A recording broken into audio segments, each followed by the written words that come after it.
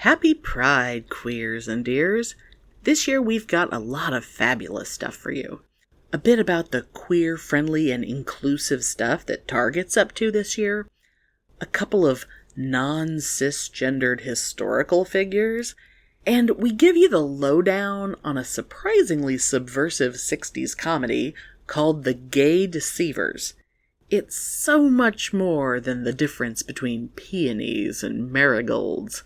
Also, the fabulous Steve tells us about some of his favorite memories of Pride parades past. And in this week's self-care segment, we're gonna just chill out and check in with our bodies for a couple minutes. But real quick, before we dive into the theme music, I want to tell you about a fab new documentary called DONNIE, a Transgender Man's Story. It's streaming now on Vimeo. You can find it at vimeo.com/ondemand/Donnie Transgender Film, and it only costs a few bucks a pop to keep it on the platform. Now, if you want to watch it and you're not able to afford it right now, send us an email and we'll reimburse your streaming fee. For real. Our contact info is in its usual spot at the end of the episode and in the show notes. And of course, I'm linking the movie in the notes as well.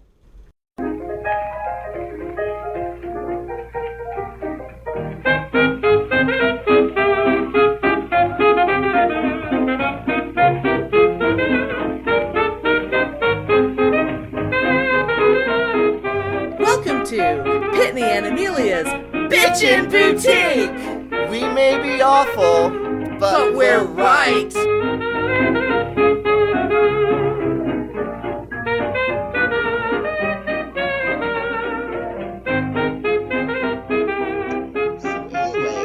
I remember the good old days when I used to go to the parade all the time, to the Pride parade all the time, and I'd have all my gay t-shirts and my gay buttons and my gay hats. Yeah. I don't have any of that shit anymore other than my, It's Okay to Be TK shirts with the rainbow Star Trek logo on it. But, yeah. Of course, back in the day, a lot of it was like silence equals death and things like that. A lot of the shirts were that kind of thing. I think I might still have my button that I used to scandalize people at work with that said, "Sorry I missed church. I was too busy practicing witchcraft and becoming a lesbian." Oh, how fabulous. I loved wearing that to work on my lanyard, on my security badge. See, that's fabulous. But anyway, I was happy, and I guess they've always had this, but I've never really paid attention. But Target this year has not just a couple gay pride t-shirts, but a whole pride area of the store. I feel like I've seen... I don't think well, of course, how long's it been since I've been in a Target? Yeah. But I feel like in past years, I've heard that they had it, but I guess I'm just never in the store at the time to see it. I mean, when I say area, I'm not talking like hundreds and hundreds of things, but it's like everything from rainbow love is love and unity t-shirts from toddlers on up to... Oh my God. To full on, rainbow gay pride stuff, ally stuff. We have these really faggy denim overalls with holes in them, and the holes are patched with rainbow patches. Oh my God. It does not get more Pride Parade than that. Oh my God. Do they have Pride stuff for the doggies and kitties? Actually, shockingly, no. At least not yet. Maybe we will have some, because I'm really surprised. Yeah, I guess it's kind of become, at least in the last maybe 3-4 years, maybe. I don't know if it's longer than that. That, Michael's would have, a little rainbow section and stuff for crafts. Oh, I know. For and gay I just crafting. think it's so cool. And this whole, and then we have I haven't looked to see what it is, but it's one of those where you scan the code on your smartphone, say scan here for a special Pride surprise, and there's the little QR code that you scan. I have no idea what that means, but it's kind of exciting that we have it. God. I still panic whenever I try to use one of those things. I'm so old. Oh, I know. I never do. But the most Because I'm always fabulous... like, do I just take a picture? What do I do? And then it's like my phone just knows what to do, and I don't understand how that works. I know, and I think I've only used one of those like once for something, and yeah, it freaks me out. I don't like it. Yeah. But we have these tank tops that they're cute, but they totally remind me of the worst person in the world. There's just something about them that I could see him wearing. Are they black and they have armholes that are cut way too big? Yeah, well, they're rainbow striped, but they're kind of rainbow striped, but it's all tinged with gray, so it's like a gray tank top, but it's rainbow striped. Okay. And the holes are too big. Yeah, the armholes are too big and baggy. And they have like black piping around the armholes in the neck with a big black pocket. Oh, that's weird. And I mean, they're kind of cute, but just the fact that they're too baggy and they're so weird looking, I just picture the hairy potato wearing them. Yeah. Yeah, like it doesn't... They're shaped in such a way that it wouldn't really go on a normal human form. It would have to go on a potato. Yeah, no, it's really, really cool that we have all that stuff. And I've yet to actually see anybody buy it, but I have noticed slowly things are going away. So apparently people are buying it. Well, that's fabulous. Did you tell me... God, it had to have been you that I was talking to. That they're changing the way they do their employee name tags so that they'll have a place for pronouns on name tags. Oh yeah. Oh my God, that's amazing. Yeah. They have a new sign-up sheet where you sign, your name and any languages that you speak other than English. Oh, that's nice. And also your pronouns. So it'll be, what is it? He, his, him, or however they do it. Right. But they have he, she, they, and then there's also custom. Oh yeah, because there's a lot of variations. Because there's a lot of different variations. So I thought that was pretty cool. That is pretty awesome. Sometimes I wonder, like I have my pronouns in my email signature at work. It's very subtle and it's small and it's, it's down below, below my phone number and above my Douglas Adams quote. Mm-hmm. That is below the whole signature section. But I don't know if people even see it or if it's upset anyone, or if it did upset anyone, would they dare say a goddamn thing? Because they better not. Yeah, I mean, I don't even pay any attention to it. But, well, and truth to be told, those are available now, but hardly anybody has them.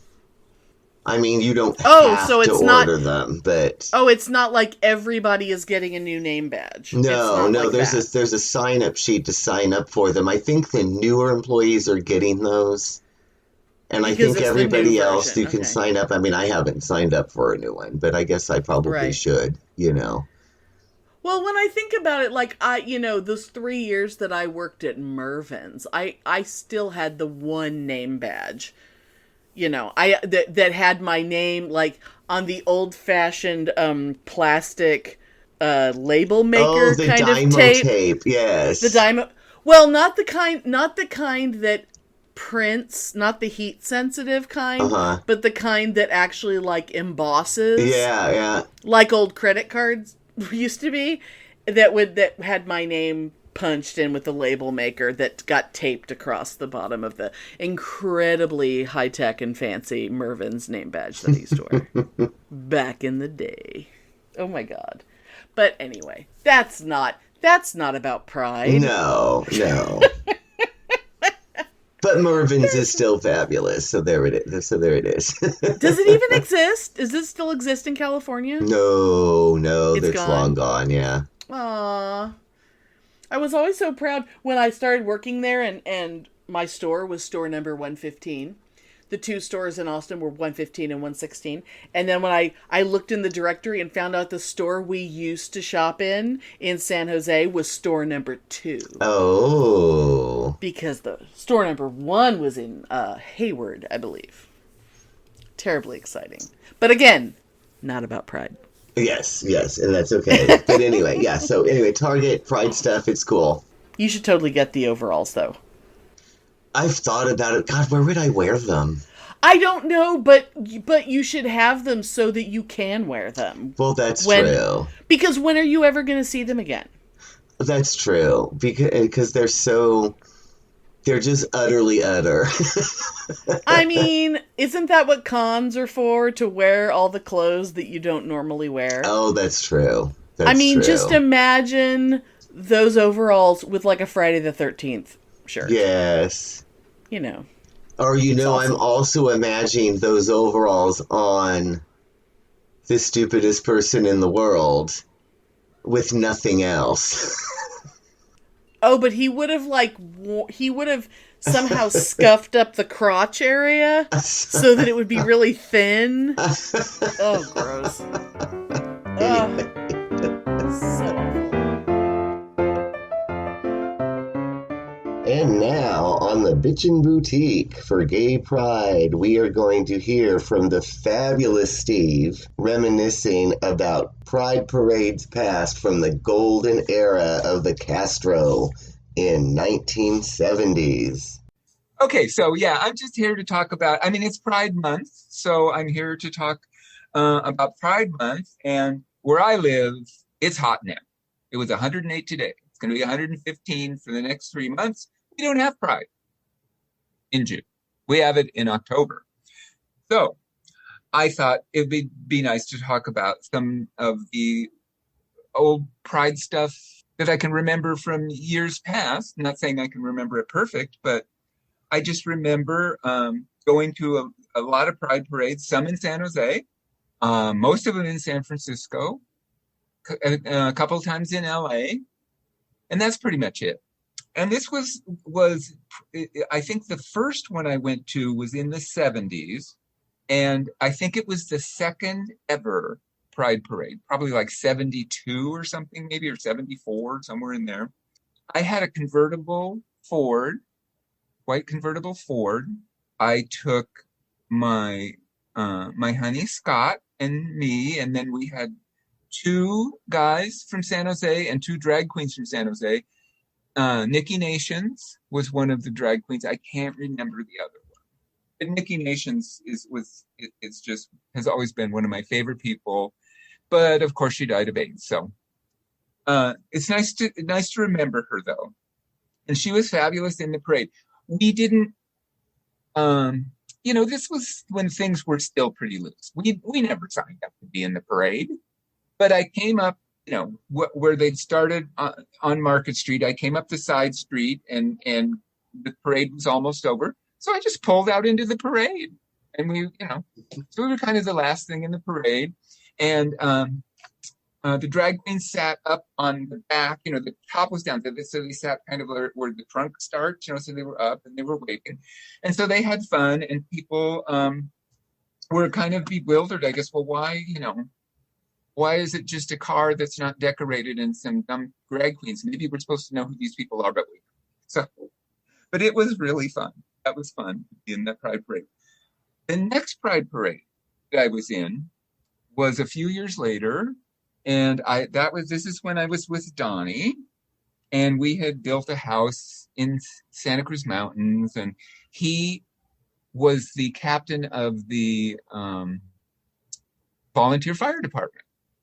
And he was that for 7 long years of listening to that stupid radio cackle all over the house. So anyway, he also went to an auction in Sunnyvale, and he bought a fire truck, a big, giant, screaming yellow fire truck, because he was in the fire brigade for the little community that we lived in. And then he decided that since he'd seen other fire trucks in the parade with real firemen on them from San Francisco even, he decided that he would get some of his friends, and I would get a couple of my friends together, and we would just drive the fire truck up to the city. And so we were in that parade in his fire truck, and me and my friend were hanging off the back of the truck, and some people and a couple people were at the top, and And then one of his friends had the hose, and so they were going by, and we were squirting the audience with water. And I think we were maybe 2/3 of the way through the parade, so they actually, needed, a little cooling off. So it worked out very well. It was really fun, and I know I meant to show you the picture, but I don't know. I can get it to you later. There's one picture of the fire truck with the big banner that we put on the side of the truck, and I think all it said was gay firefighters, and there was one on each side. I'm sure Donnie still has those rolled up in the garage somewhere. Oh, yeah, we got to get it. Yeah, so we actually were signed up for the parade and everything. We were like really legit part of the parade that time. So that was fun. But after you've gone to a few parades, for me, I mean, a couple in San Jose and a couple in San Francisco, maybe one in LA, and that was enough for me. I'm paraded out. But I know people still love to go to the parade, and we have a parade here where I live, but it only goes for 3 blocks, so why bother? But after the parade, we have a pride picnic in my favorite park in town. And I love going to that. And it has a big bandstand. And the last time I went, they had a disco that arrived on a truck and unfolded. And I couldn't believe it. It was amazing. It had a DJ up in the corner, and the music was as loud as any other disco I'd ever heard. And I wasn't going to go that year, but one of my neighbors, who isn't even gay, she said, "Oh, I've never been to it. I want you to take me." So we went. And then when that happened, she said, "Oh, let's dance." And so I was like, "Oh my God, let's just dance all night." She pooped out in 10 minutes, so.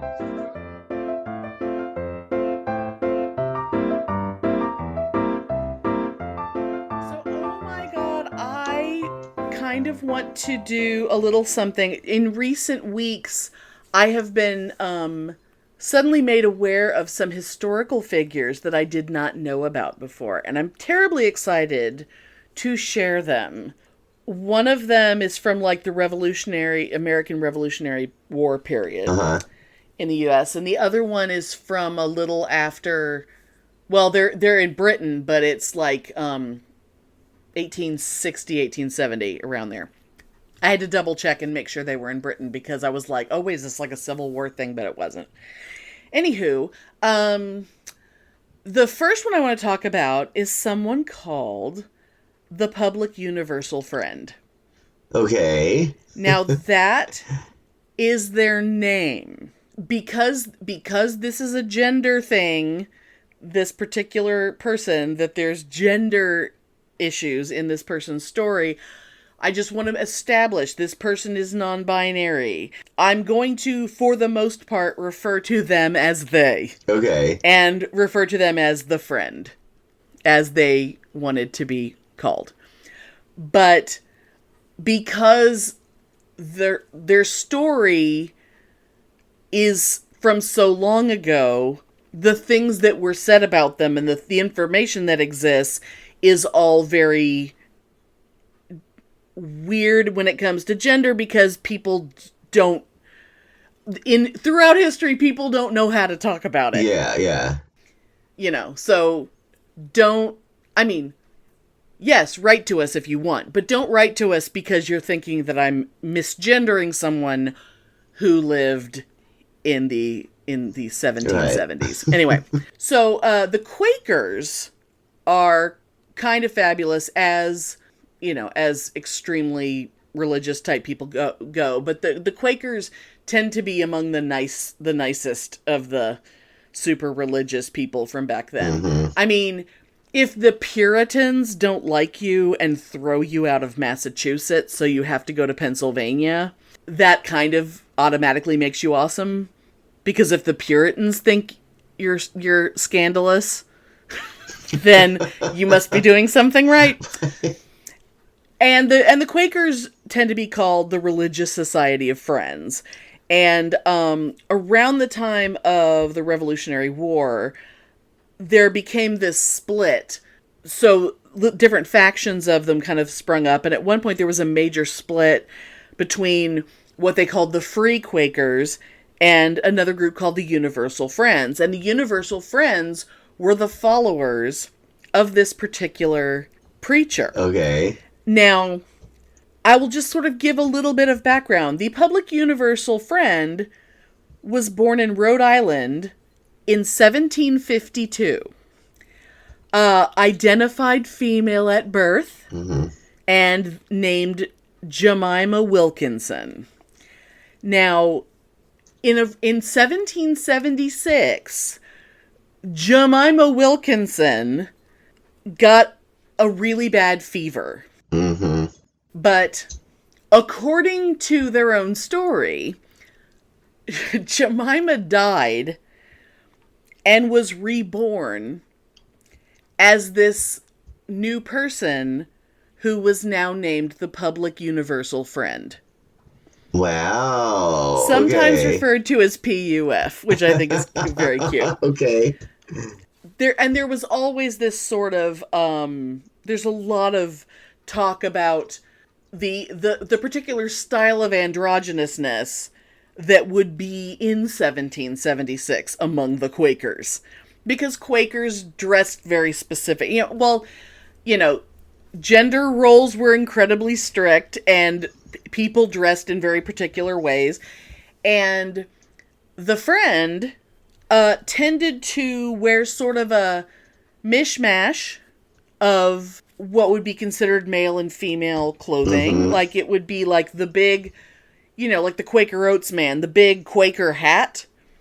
Whenever the Friend was outdoors, they'd have the big hat on, and they would have like the big vests and neckties and big coats, but then they would also be wearing the big full skirt that a woman would wear. Oh. And they had, one of my favorite things about the Friend is that they were business in the front, party in the back. They had very short hair on top, but had the feminine ringlets hanging down the back of the neck. Oh my gosh, that was like maybe the first ever mullet. Yes, absolutely. Oh, just my. quite fantastic. So the thing that's really amazing is that the Friend was so charismatic and so, likable that, all of a sudden, like, an entire faction of the Quakers existed because of people following the Friend. And one of the things that I thought was really, really cute was that one of their followers was, because there's a lot of writings where people are talking about, hearing this great preacher speak and whatever. And of course, women couldn't be preachers. Yeah. Women couldn't do anything remotely like that. So there was a lot of theories of people looking back at it like, well, it's obviously just a woman who wanted to be a preacher, so she made up this bullshit story, which of course is always the way people try to explain away legit gender things that are non-binary or trans or whatever. It's just like, oh, well, you're just trying to get away with something. It's like, well, no, it's just, it's who they were, whatever happened before that was irrelevant, because from this point forward, that's when they became this amazing, charismatic person. Yeah. But one thing I thought was really cute was, in one of the things that I read, was that one of their followers specifically talked about that obviously the Friend was, a lot of people saw the Friend as kind of like, not necessarily like a second coming, but kind of more like a prophet, because the lack of gender, and we've talked about this before, about the idea of the more of an enlightened being you are, like the Buddha or something, the less gender binary you have going, the more enlightened you could potentially be, because you don't have the bullshit of either side pulling on you. And this one follower quoted, and I had to write it down because, of course, I don't know no Bible shit. Paul in Galatians 3:28 apparently said, "There is neither male nor female in Christ. And it was explaining why the friend was someone who should be listened to and should be followed because of their non-binary. Oh. And I thought that was incredibly, incredibly cute. But here's one of the things, I don't have to go into a huge amount of thing, but I did want to mention one more thing about the friend, because just goddamn typical bullshit. So even back then, whereas you had all these people who were saying, following the friend and thinking the friend was wonderful, of course, there's always the critics who can't just disagree with a person, who can't just say, well, the way religious factions are, it's always, it's like the minutest little thing will cause a major rift within a religion. But in this case, of course, the issue is that the friend is clearly dangerous and threatening the world with their unholy thoughts and sexual immorality. Of course, I was waiting for something like that, because of course, And of course, the fact that the friend was a completely asexual, non-binary person preaching, like, sexual purity and stuff, because the Quakers are not a horny bunch. They're kind of those groups that are a little, when you wear that many layers of clothing, you're probably not, ripping it off very quickly. So I thought it was hilarious to think of, someone's being sexually amoral when really they're probably the most moral person among them. But, wearing a hat and a skirt? Obviously, you're clearly sent here by Satan. But I love the friend, and I highly recommend people Google Public Universal Friend, because there's, like, paintings of the friend. And it's just like, I love them. They're so fucking that's cute. Fabulous. I love the friend. Now, I wonder how sound the friend's doctrine was. Well, it was pretty typical Quaker stuff, and it was, but Quakers are, they're very pacifist, they're very abolitionist, they're very, Quakers in general do tend to be, like, the most awesome as religious fanatics go. They do tend to be very nice. So.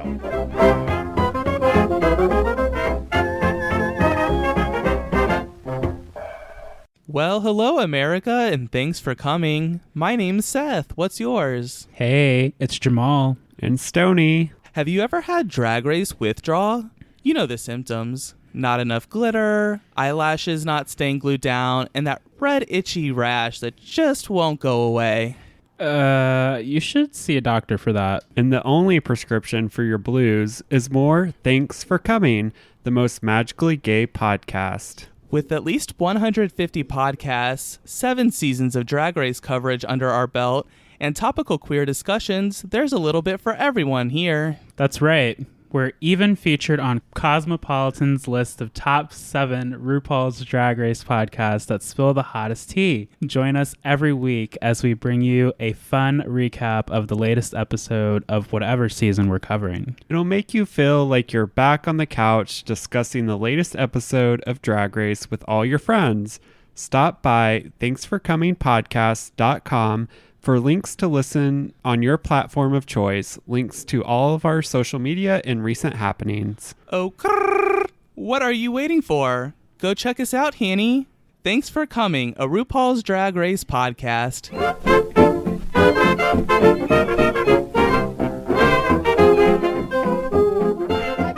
want to point out one more person that I didn't even hear.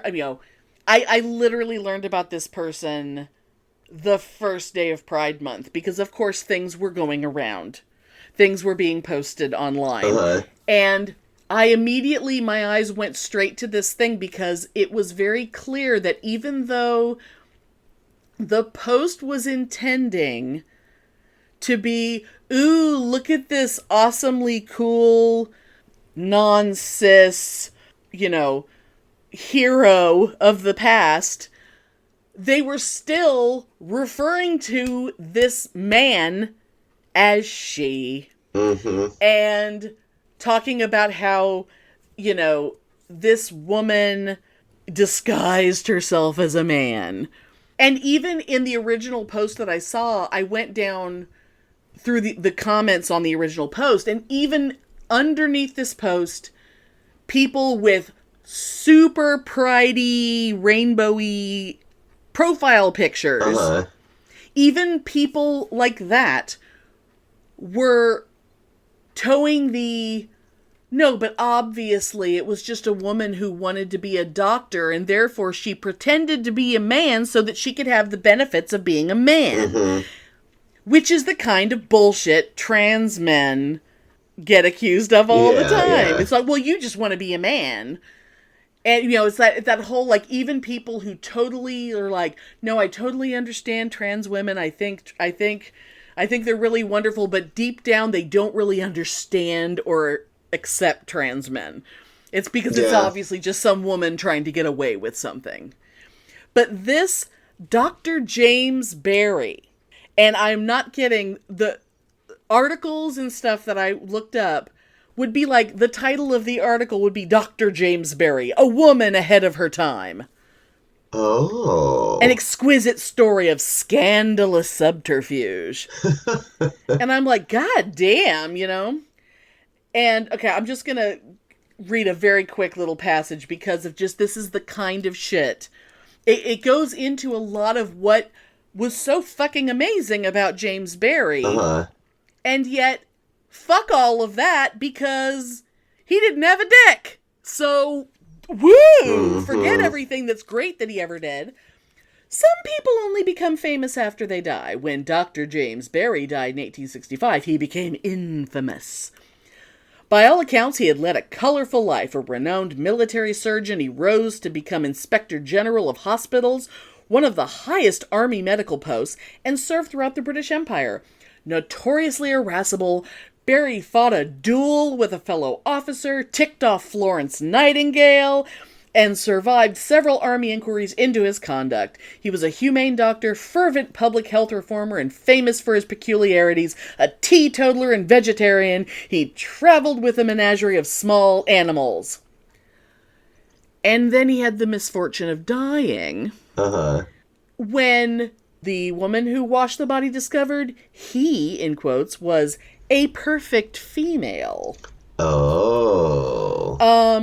that Barry had clearly hoodwinked Edinburgh University and masqueraded as a man.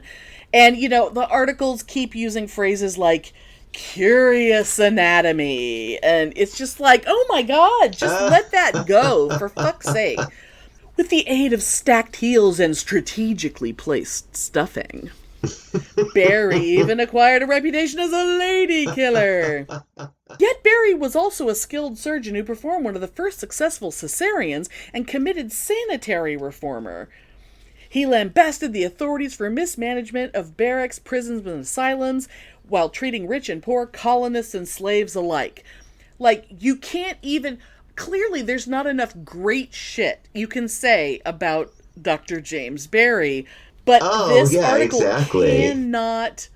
cannot stop going, but chick. And it's so ridiculous. And it's like, and even the doctor who signed his death certificate said it was none of my business whether Barry was male or female. It's like, probably the only decent person that ever had to do with it. But there's been like all these, like so many people have written books. There's been plays. There was a movie apparently like really early on that was just ridiculous and awful. And it's so fucking ridiculous. But the thing that kills me, and all these articles, either it's an article that completely misgenders him and refuses to refer to him as a him, even though he lived his entire life as a him. And like, it was obviously like, every aspect of his life, and he did everything he could to make sure that no one knew that he, had a secret. But even now, people are arguing over whether or not, is this doctor a feminist pioneer who became, the UK's first female doctor? Or was it a fucking man who just happened to be assigned female? And it's like, I understand that in the late 1800s, nobody knew what the fuck to call anything. But this is now. Yeah. This was a couple of days ago, and people are arguing in the comments underneath this initial post that got my attention as to, the people who wouldn't let it go. It's like, yes, but it cannot be denied that a woman wasn't allowed to be a doctor, let alone a surgeon. So if a woman wanted to do that, they were gonna have to pretend to be a man. And it's like, way to miss the entire fucking point of the story. Yeah, and I mean, I think there's instances where that did happen. Every so often, maybe. Yeah, every so often. But I think that a whole life lived and a secret lover and all this makes me think that this was a trans person. And it's so aggravating because, like, all the arguments was like, everything lines up with what trans men... with what the experiences of trans men and what trans men have to do to live as men, and then all these people who want to claim to be allies and stuff think they can't just shut the fuck up. They have to go, yes, but it cannot be denied that for a woman to be a surgeon, she would have to. It's like, no, shut up. Can you not fucking shut up? And of course, every one of them was a man arguing with a woman. I'm just going to say that. Of course. It's always a man saying, but it's a woman pretending to be a man. It's like, honey, have a fucking seat, Gerald, or whatever your name is. Anyway, I love... I mean, my God. I was so excited by Public Universal Friend, but Dr. Barry is so fucking amazing. That's fabulous. And I swear to God, it's like I printed out all kinds of shit, but there was way, way, way more information than I was ever going to talk about.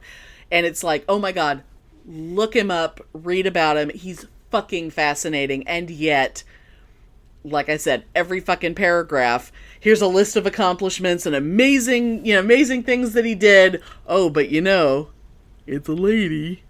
They have to undo everything. Ugh. Almost every paragraph has some bullshit statement in it that just undoes everything. It's infuriating. I am not surprised. Goddamn typical.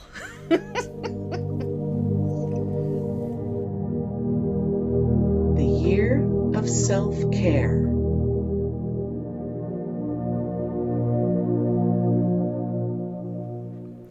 Let's take a few minutes to physically check in with ourselves. How is your posture right now?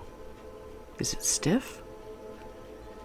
Take a few deep breaths and find those tight spots.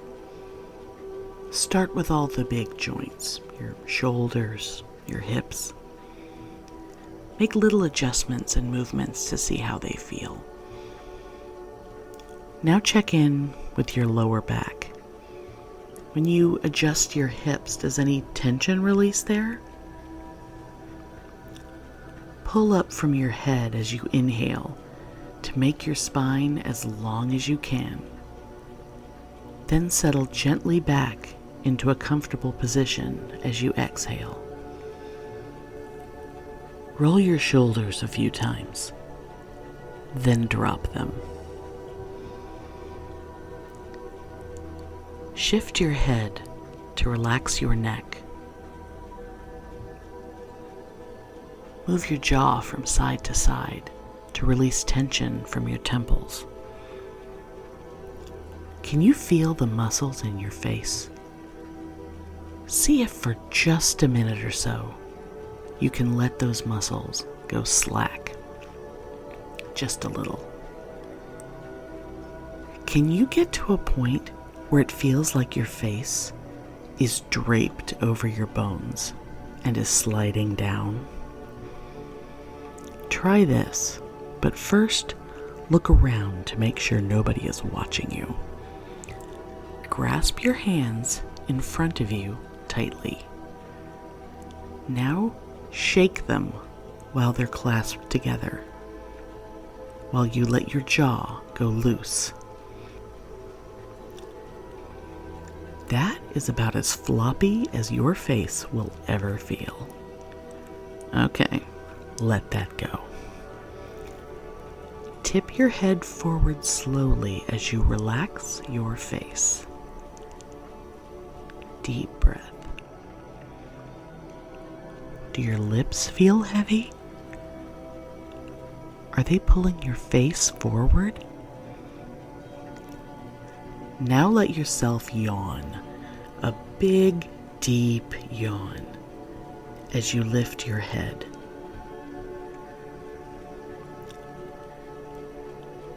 Check in with those hands. Stretch and shake them out a little. Wiggle your toes and rotate your ankles. Let's do a few more deep, slow breaths while we search out other areas that need to adjust and release. Do you need to turn your head from side to side? How about twisting from your waist? Give yourself the opportunity to do a big stretch if your body wants one.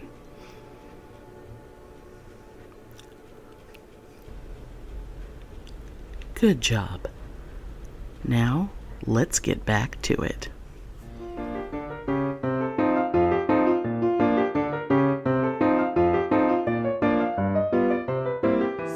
Sometimes you find out about a movie or something truly fab from like the weirdest things.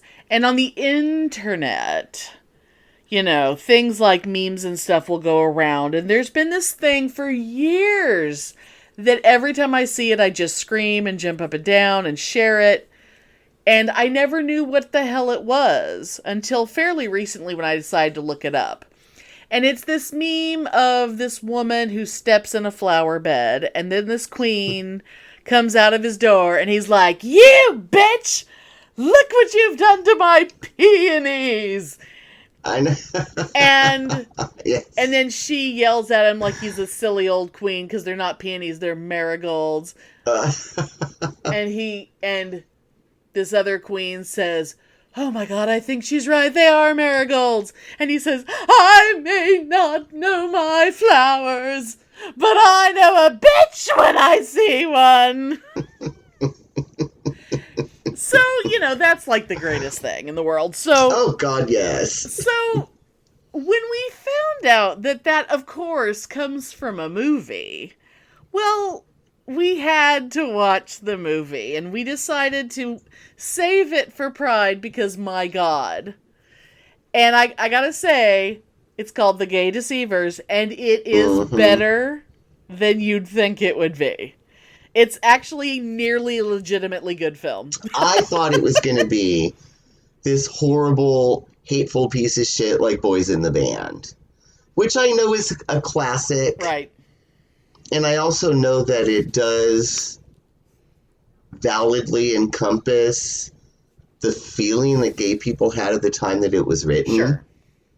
But it's so joyless and valueless to me that I can't even watch it. I expected this to be that, but oh no, it was not that at all. It was pretty, for the time, it was made in 1969. Yep. And for the time, there were moments of, dare I say, sympathy. Oh, it's like legitimately addressing actual issues as opposed to just being and offensive. It was shocking considering that it was a comedy movie made basically to make fun of gays in 1969. But it was shockingly sympathetic and, dare I say, valid. Oh, yeah. It was, I think a lot of people who saw it got a lot more than they thought they were getting. They thought a lot of assholes probably watched it and maybe learned some things, so it's quite interesting. But anyway, I don't know if I mentioned the name of it yet. It's called The Gay Deceivers. And like Pitney said, it was released in 1969. I actually double checked because that's such a volatile year. It was released on July 2nd, which not only is, 21 days before I was born, but more significantly to this topic, was 4 days after the Stonewall riots. So, oh, interesting. so like, okay. it really is like a snapshot of the world that the Stonewall riots took place in a lot of ways. Yeah. I do kind of want to give like some basic plot. We're going to spoil the hell out of it, but just to start with, I'll just sort of explain kind of just what the movie is. So basically what we've got is, oh, and there's going to be a big twist, but I'm going to save spoiling the big twist until much later. So stay tuned. Because my God, did I not see that coming? Oh my God, it was like, I mean, there was hints of it, but but not, but the way, the ultimate of the twist, I would have never. Anyway, oh my God, that was like M. Night Shyamalan shit. That was amazing. Yeah. Okay, but what y'all need to know up front is that, so this is set during, of course, the Vietnam draft era. So, of course, all the guys are, they all found out real quick what would keep the draft board from taking you, so people had all their various ways of not getting drafted. So, in this case, we've got these two young guys who go into a recruiter's office together, insisting that they want so bad to be in the Army. And they really want to be stationed together because they just can't live without each other. Oh, and they've been together like since they were children. Since grade or something, yes. But of course, there's like this, suspicious recruiter dude who tells them that the Army is not going to accept them, but weirdly says if any new evidence shows up, that the Army might reconsider. Which that, of course, ends up being, the big plot. Because what ends up happening is that dude keeps showing up out in the real world. So, like, these two guys who went in there pretending to be a gay couple, they can't just drop that ruse when they walk out of that office, because that guy just keeps being on the street and outside their apartment and shit. So clearly that guy is trying to catch them not being gay. And so they have to now pretend full time to be a couple. They move into like the gayest apartment in the world, in these quaint little bungalows with this amazing landlord named Malcolm and his husband Craig, who are the people in the meme that I was talking about. And of course, hilarity ensues. And honestly, Malcolm and Craig are the only character names I think that I know. Because they're the only people that matter to me. Yeah, and the two main characters are Sam and Elliot. I would have had to have written that down. I would never have remembered. Elliot is the lifeguard. Yeah. And Sam is I have a lot to say about both of them, one. even though I didn't bother to learn their names. But I gotta say, speaking of the apartment, and this is my surprise for you. Okay. The pink bedroom with the circular pink bed in the bungalow. All the other furniture in that room. Yes. Is the exact same bedroom set that my mother has in her bedroom that my parents bought in the late 50s. Oh my God. And it is not just similar, it is the exact same furniture, and it is in my house right now. Oh my God. It's definitely... Now see, there's kind of two major types of furniture from that period. There's the frilly girly kind, which is what we were talking about, and then there's the sleek Danish modern kind, which is what my parents bought at Sears. But this is like, like white antiquing paint with gold leaf with like accents. Gold accents. Yes, of course. Oh, and that exact same set is in my house right now. So yes, and I will send you pictures.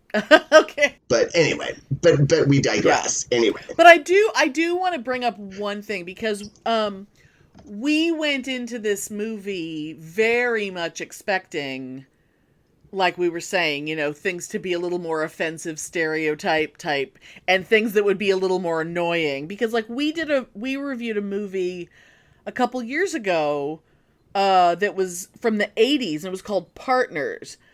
And it was Ryan O'Neal and John Hurt were like these undercover cops trying to catch someone who was like murdering all the faggots, and that was the 80s. So the 80s stereotypes were very different than these 60s stereotypes. Oh, yeah, because isn't that, and then like the famous line from that movie, if I remember right, wasn't it like, all you faggots look the same? Something like that, yeah. Something like that, yeah, really, really. It was actually sort of entertaining, but yeah, really gross. Well, and I thought about it as I was watching Gay Deceivers, and I was thinking, maybe we feel differently about the 80s gay stereotypes than we do about the ones in this movie, because we like lived through the 80s ones, and the 60s ones they're so charming and fabulous. Maybe more for us, I mean, it's hard to feel happily sentimental about 80s gay stereotypes. Oh yeah. Poor John Hurt, bless him. But oh my God, there was just something so amazing to think of. I mean, for someone to be out in the 80s was one thing. It just like, someone to be out as fuck now compared to out in the 80s.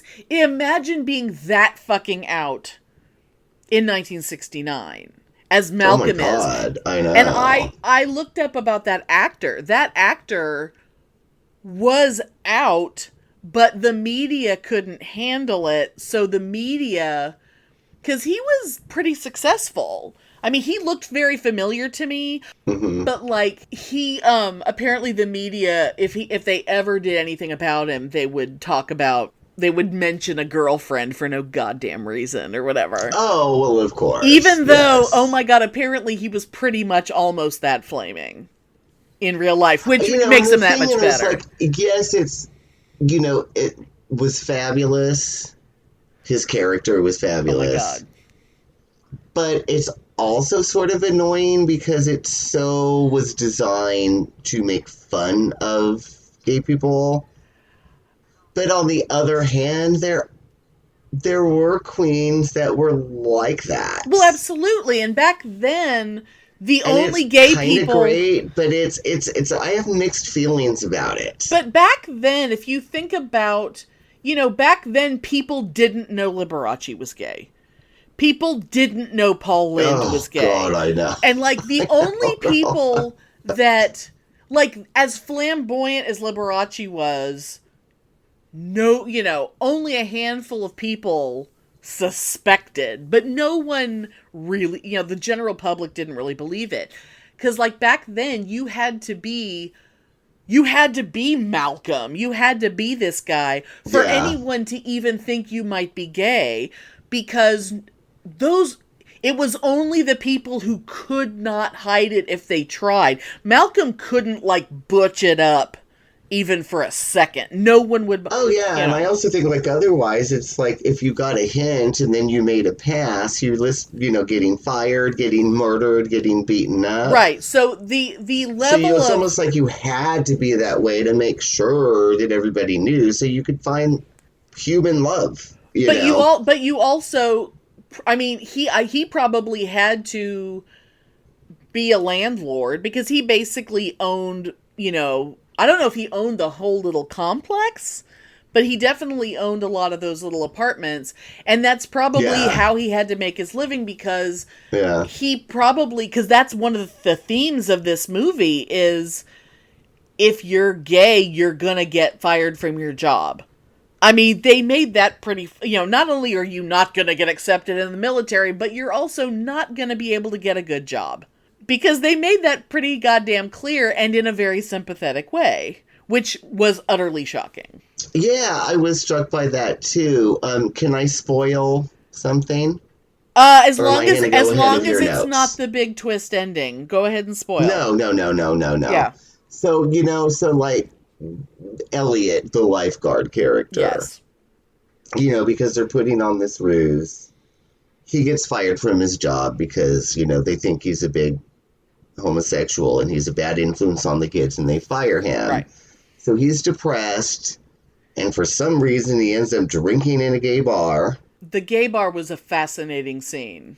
That was, yes. There was so much about that I wrote down. So nuanced, and that's what I was going to say, because he like ends up having this conversation with this guy, right, who was telling this story, and this guy, I don't remember, was he like a scientist or an engineer or something like that, and telling this long story about it. He was like on this contract, and it was like this big thing. And it was for the government, right? I think it was for the government. Yeah. Because government clearance. Yeah, government clearance, he couldn't have it. Yeah. Yeah. Yeah, and then boom, he gets fired for being gay. Right.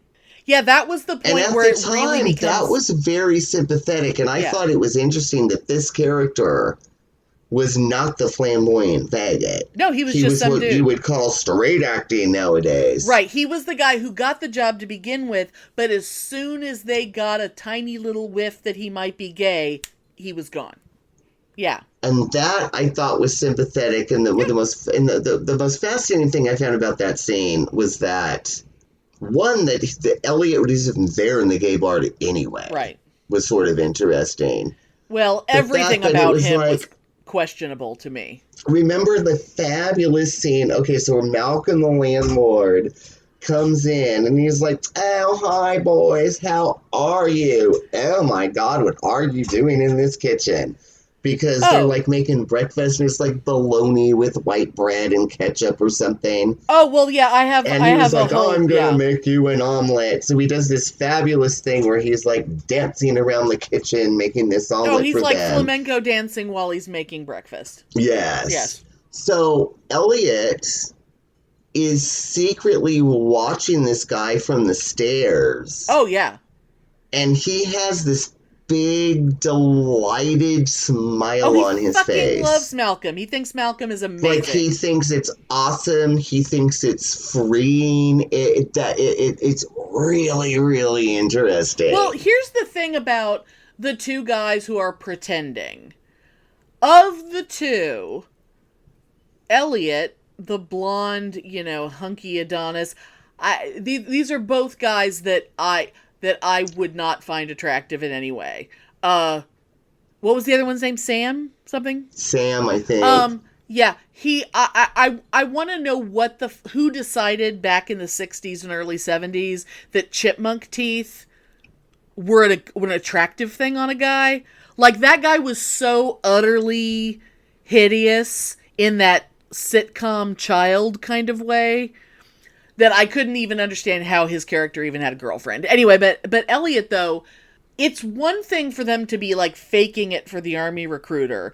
Elliot can't not act gay. Like, I kept thinking, we are totally going to find out that this dude's bi. Like, I was 100% sure that the way this movie was going to end was that Elliot ended up being gay. Mm-hmm. That he was faking it for his friend, but ultimately I really thought he was not going to be straight. Because he was pretending it way too fucking well. And even in moments like Pitney just mentioned where he's watching Malcolm make breakfast and dance around the kitchen, nobody's watching him. He's not doing it for anyone's benefit. He's just... Oh, yeah, and he had to smile. And that reminds me, another thing that I was really struck by in the gay bar scene was when the guy first offers to buy him a drink. Oh, right. And somehow they're talking about relationships. And, okay, so people that have not seen the note to this, so Elliot is a lifeguard, and he is a total whore. He fucks every woman on the beach, and every woman on the beach wants to fuck him. And the only reason why he pays his rent is he fucks this older woman. I never even fully understood who the fuck she was. Yeah. So he's a total man whore. But anyway, so this guy that's like talking to Elliot is talking about, it used to be just mindless hookups and all this sex, and then I've realized that that's not fulfilling and that's not what I want. Right. And then there's like, Elliot gets this really thoughtful look because it's really resonating with right, him. like they have so much in common. They both have the same, and it's like that scene is so nuanced. They both just lost their jobs. They both have been man whores. It's just like, wow. Yeah. Not expected to see something like that in this movie. Yeah, but of course then it turns up that, the guy makes a pass at him and Elliot punches him in the jaw. Well, of course. That is such a closet queen thing to do. Totally. Oh my God. Yeah. And I know from personal experience because the guy that fag bashed me in Santa Cruz, after he punched me and I was down on the ground, and after he kicked me in the jaw and the head, and after he kicked me in the balls, right, he was rubbing his hard on and told me to suck him off. Right. Of course he did.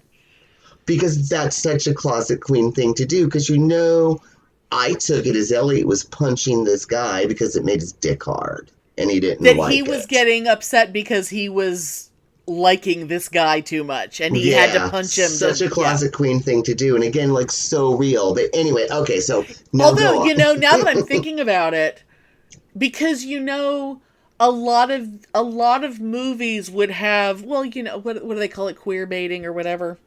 Mm-hmm. I mean, not that a movie, it would be so utterly subversive and amazing if this movie secretly had like legit queer baiting wink winks to the actual gay people in the audience who are like, because this movie, like we were saying, this movie doesn't seem like it's going to have anything like that, but it has so much of these little things. And I mean, there's nothing about Elliot's character that is like anything you've ever seen in any other movie. I mean, even to the point where the first time we are in an apartment before they move into the gay complex, and he's banging some chick, and he jumps up and puts on, I guess he's supposed to be putting on a shirt, but somehow he puts on her dress by accident. Oh, yes. And I think her name was Bunny. I'm pretty sure her name was Bunny. How do you accidentally put on the girl's dress? And he's just walking around in her dress. And of course, the dress is a mini dress on her.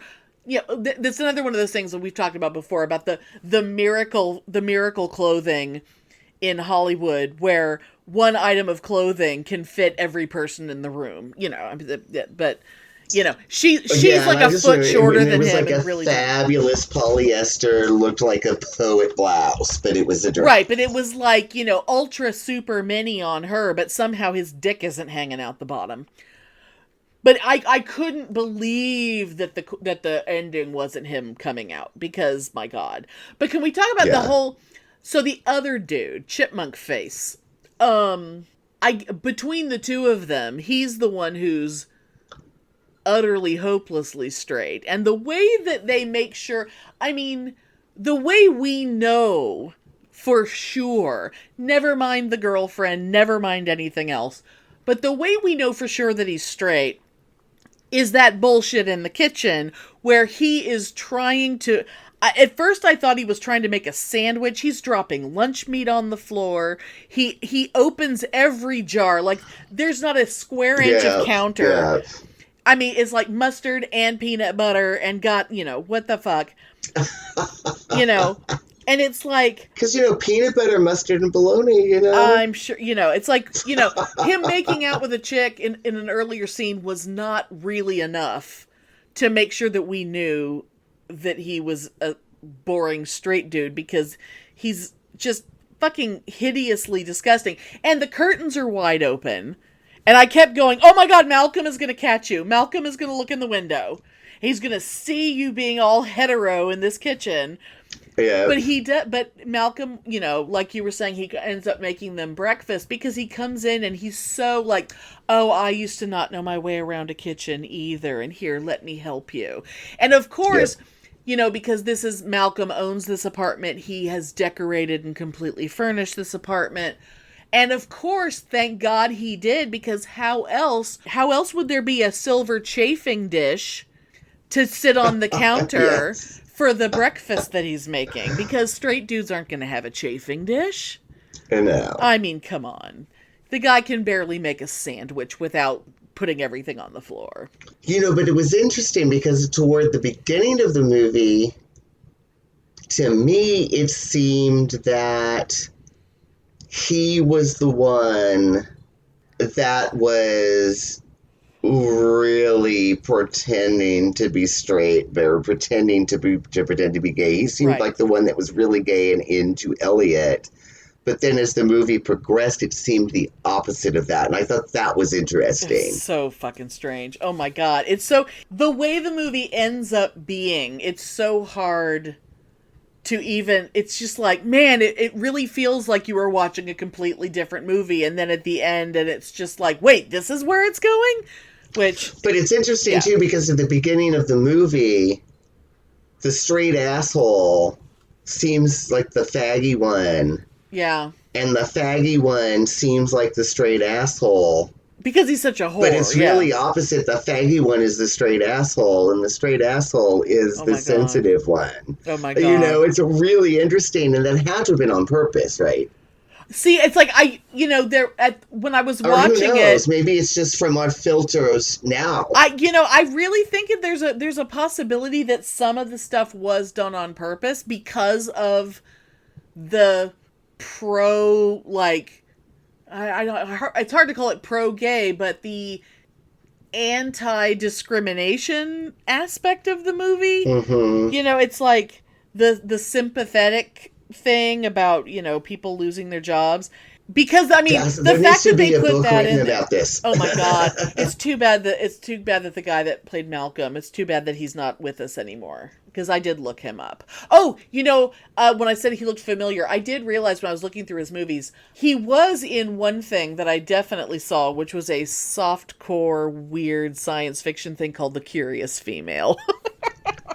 Oh my. And oh my God, Craig, Malcolm's husband, Craig was in Beyond the Valley of the Dolls. But I'm not sure what character he played. I do know he's not the one who says, taste the black sperm of my vengeance. He's not that guy. Oh God, that piece of shit. I have not seen that in years, but I totally need to watch Oh my God. And I'm so excited. Like, oh my God, I'm going to be looking for Craig the whole time. Oh, I do want to talk about a couple of aesthetic things, though, before we move on to, like, more plot things. Just because Malcolm in particular, although really all of them, there is something incredibly weird, and I could not help but think about it as I watched the movie, and that is just the unbelievably unfortunate 1969 hair on men. Oh, yes. Like, women's hair was fucking banging. Like, especially the older women with their kind of just came from the beauty shop bubble cuts. I fucking love that hair.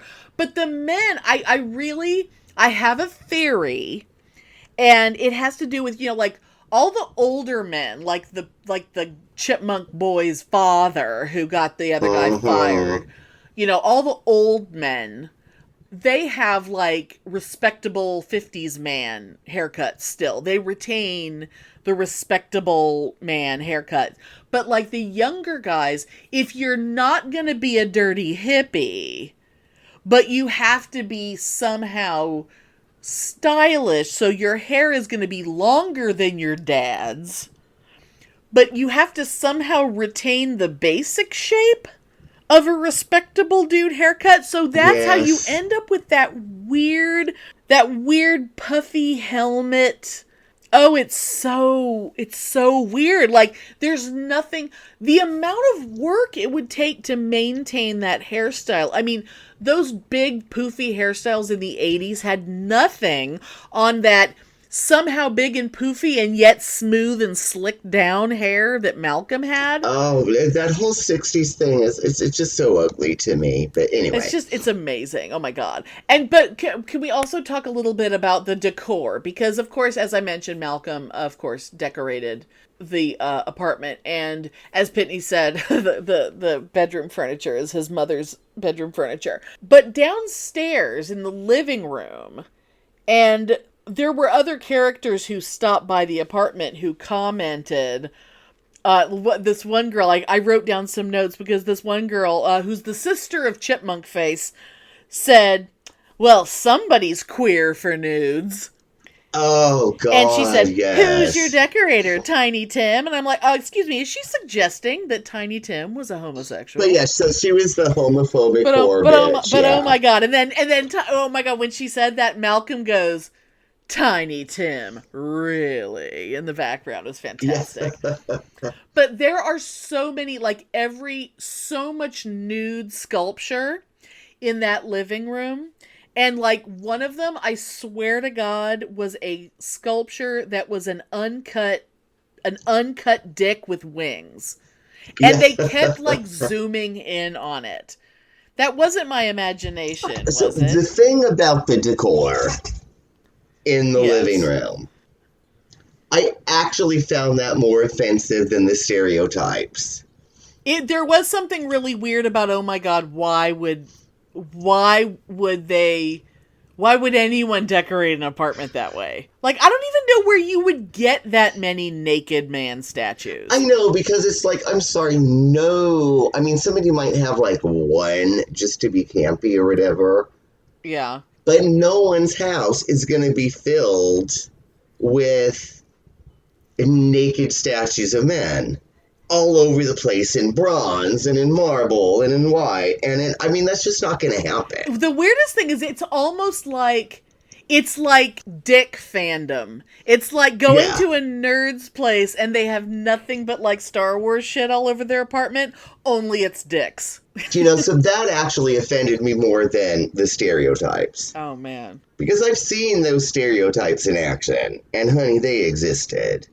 Oh, yeah. Oh, absolutely. And it's actually probably good now that they don't, because I would find it intolerable to be around somebody like Malcolm in real life. Really?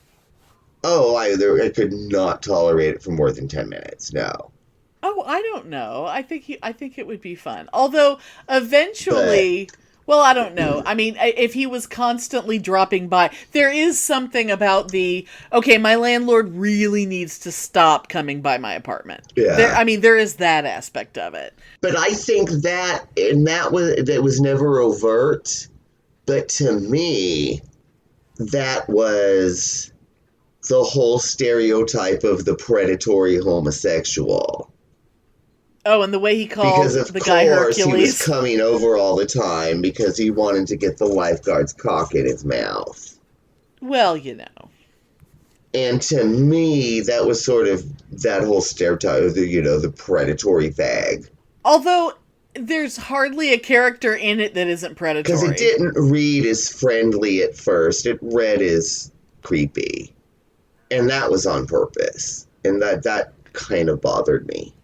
Do you think when the like real estate guy or whoever it was that was first taking them to the apartment, it was like the guy was trying to tell if they were a couple or not because he didn't know which apartment to show them?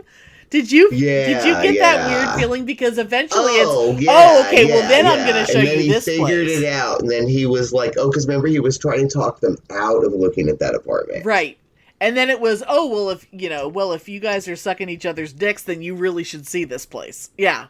And then he pretended to be friendly, and then, of course, as soon as he turned away, he rolled his eyes and was just like, eh. Oh, he got the commission. He's fine. But that was totally realistic, too, Oh, my God. Oh, God, there was one... Okay, so, since we were talking about, sort of, real-life, actual serious shit in this, one of the other things... Okay, so main dude, chipmunky guy, whose father is, of course, the complete homophobic prick, and his sister's awful, but somehow his mother is fabulous, and she's, totally down with their weird dick-filled apartment and the pink bedroom and whatever. Oh, yeah. Somehow she's like, oh, this is lovely, but... the first scene where we are being reassured that Chipmunk Boy is actually straight and but I didn't really understand, why didn't, okay, now that I'm saying it out loud, now I'm wondering if I'm just reading it wrong, because him going off to Stanford, him being, gonna start college, that should have been his deferment. He shouldn't have had to pretend to be gay. But now I'm thinking... Oh, that's true, because I think that was actually a valid deferment back Oh, then, absolutely. wasn't it? But Yeah. see, here's the thing, though. Maybe, now I'm seeing it differently. Maybe because lifeguard boy was absolutely not going to college. Yeah. You know? He was too busy, getting his dick sucked and whatever. So maybe the ruse was more to keep Blondie from going to Vietnam than to keep Chipmunk from going to Vietnam. Now that I'm saying it out loud, I'm wondering if that... Maybe if I watch it again, maybe I'll get more of that. But the whole thing about him going to college, it's like this scene at the country club where, of course, the guy is the lifeguard, and Chipmunk is there with his parents and his stupid sister and all these other old white people. And his dad is being all, oh no, oh, you're going to be so successful. You're going to go to Stanford and you're going to be in a fraternity and you're going to get all these great job offers. And this other old white dude is like, now when you start getting those job offers, you be sure to come to me because I'm going to hook you up with a job. Oh, yep. And his dad is all, now, see, son, this is why it's important to have friends, because you're just some ugly idiot teenager, and somehow you're going to end up with a prestigious job at a top firm. And I'm going, my God, the privilege of being a mediocre white man. It's like, my God. That's true. That is... And I'm sure that was not meant at the time, but it's poignant now. Oh, my God. I mean, it definitely was very clear. This guy's future was set. All he had to do was somehow not get his ass killed in Vietnam. Yeah. And he was going to have this great life. And because rich white men were going to make goddamn sure of it. And his stupid... weird girlfriend, which now I want to go back to the gay bar for a second, because when they're having some date and he keeps trying to, the same night that Elliot is there, kind of making a connection with the other guy who just got fired, at the Lush Life. I made a point of noticing they kept showing the sign of the restaurant that they were at before they went to the bar, and I kept going, that's gotta be a real place. And I looked it up. Kelbo's Hawaiian Barbecue was apparently a very swank tiki place in LA, but it's not there anymore. But the Lush Life, where it's like they're just walking by and the girlfriend is all, oh, this is like one of those gay bars I'm always hearing about. Oh, can we go in, please? And I'm like, oh my God, insufferable straight white women. Yeah. And they're goddamn, oh, please, can I go to the gay bar? Because they think they belong there. Who invited all the straight people? But then we get in there and the first thing we see, do you remember, is a goddamn straight couple. Or at least a man and a woman couple. Oh, where she's arguing. What can Bruce give you that I can't? Yes, of course it's Bruce. And it's like they're clearly breaking up, and the guy is like, and I keep thinking, has she figured out that they're in a gay bar? Because my God, the fucking mural on the wall, it's like, who went in there and painted like almost the Village People on the wall? I mean, I don't know. It's like, if you weren't sure that this was a gay bar, we're gonna make sure to decorate it in such a way that there's no question. Like, there is no subtlety in this movie. Oh my Lord. But yeah, it's like, one other thing that I thought was really hitting home, like, the seriousness of the whole discrimination angle, which utterly unexpected, as we said. When the main guy is arguing with his homophobic prick father about, oh my God, I can't believe you got my friend fired, and that's bullshit just because you thought he was gay or whatever. The movie is very clear about how anti-gay discrimination works, and even the father, the one who got the other dude fired, even he, because now he's worried that his son might be queer, now he's like, don't you understand? If you're gay, then you're never going to be able to get security clearance. You're not going to be able to get a good job. And he's acting like that is a horrible thing. And it's like, dude, you literally just got his friend fired because someone saw him acting flirtatious as a joke with someone else. It's once again, how subversive was this movie? Because the people who went to see it were not I really don't think the people who went to see it at the time were the people who were expecting to get that message. Yeah, yeah. Oh, I do want to mention one more silly thing before we get to the big twist at the end, because we're getting close. When they have Malcolm and Craig have this amazing party, and I want to go to that party. Because as Malcolm is like, oh, you have to come to our annual costume ball. Come as your favorite camp character, Tarzan, Superman, Judy Garland. You know what I mean. And of course, like the one who's allegedly straight shows up in like a Dracula cape, and then he's wearing like sheer briefs with like a fig leaf kind of thing. I still didn't understand what the fuck his character was supposed to be, but I was just horrified by like, what is the point of sheer briefs? I mean, if that fig leaf wasn't there, you would just be seeing hair and a dick pressed up against sheer fabric. It's not cute.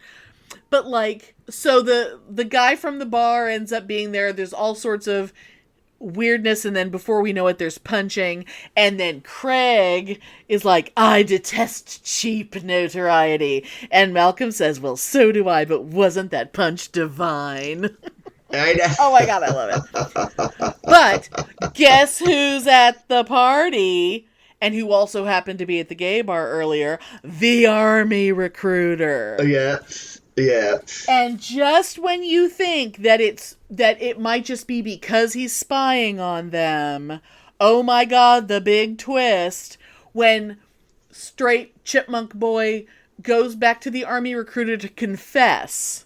Basically because he's basically lost his whole fucking family, he's lost his girlfriend, because they all think he's gay anyway, and he might as well go to goddamn Vietnam, apparently. So he goes in to confess that he was trying to get away with it. And that guy's like, nope, the army's not going to take you. We're not going to take you. Get the fuck out of here. And it turns out that the recruiter is not only a big old queen, but they are rejecting straight guys because apparently they want the army to be more gay. Yeah, because they want fags only. That's so fabulous. It was the most insane and shocking out of everything that was weird about this movie. Wow, did I not see that coming? I mean, clearly we kept seeing that guy. I didn't know the army that was coming, but I knew that guy was gay because he was always there. But I did not see. Yeah, that was just like, oh my god, really?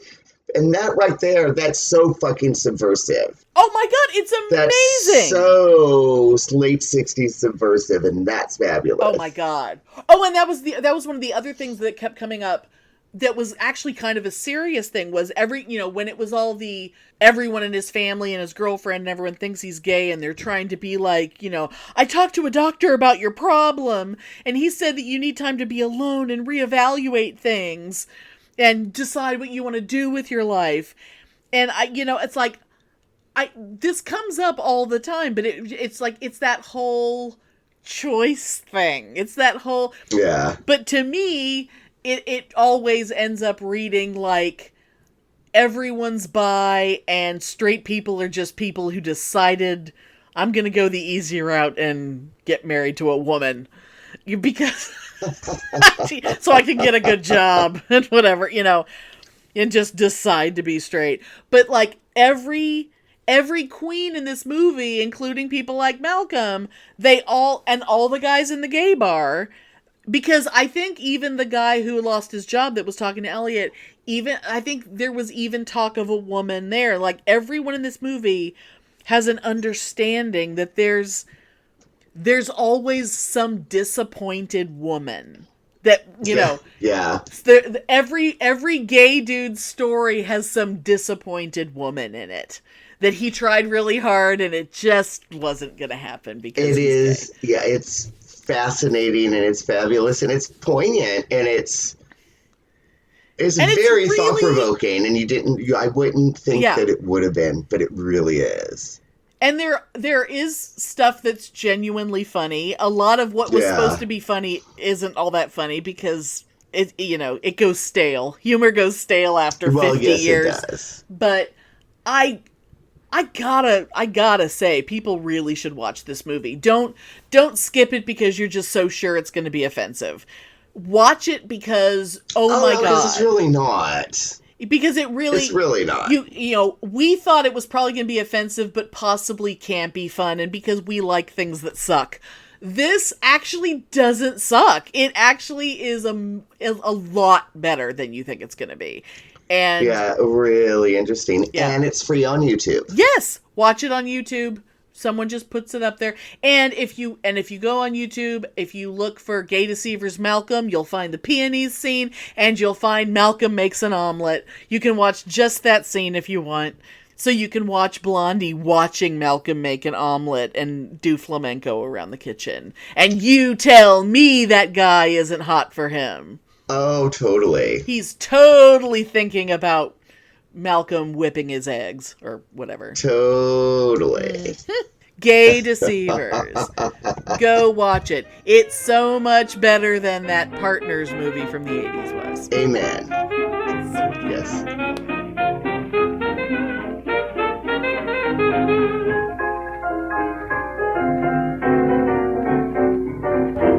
Thanks for listening. If you enjoy our show, please take a moment to rate and review us on Apple Podcasts or Stitcher. If you send us a screenshot of your review, we'll send you a Bitchin' Boutique sticker. Everyone loves stickers. Please subscribe or add us to your favorites wherever you get your podcasts.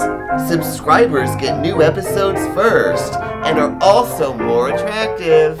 Drop us a line anytime at PitneyAndAmelia@gmail.com. We'd love to hear from you.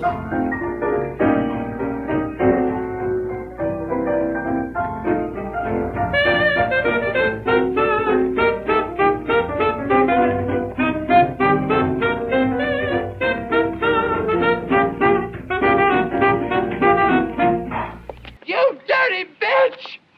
Look what you've done to my peonies!